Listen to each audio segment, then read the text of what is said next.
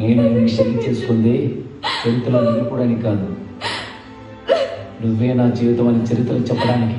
ఇంత ప్రేమించిన దానివి ఆ రోజు నన్ను విడిచి ఎందుకు వెళ్ళాడు? నిన్ను అతను చంపుతామని బెదిరించారు నాని. ఇది మన మాట ఎందుకు కానీ ఆ నానిగారిని చంపేద్దాం, ఆ లమ్మను కూడా చంపేద్దాం. దీన్ని ముండమోపం చేసి మూలైనా గుర్తుపెడతాం కానీ దీనికి పెళ్లి చేసి మన బరువు తాకటి పెడతామా?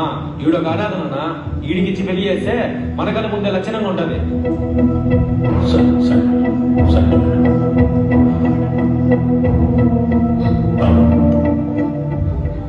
నేను కన్నది కూతురు కాదు, పరువుని.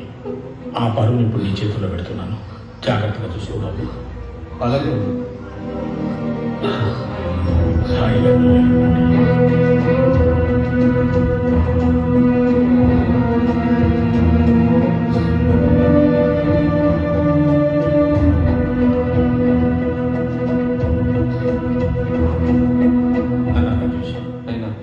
మీ బావకి ఏది తప్పకుండా చూసుకో. సరేనా?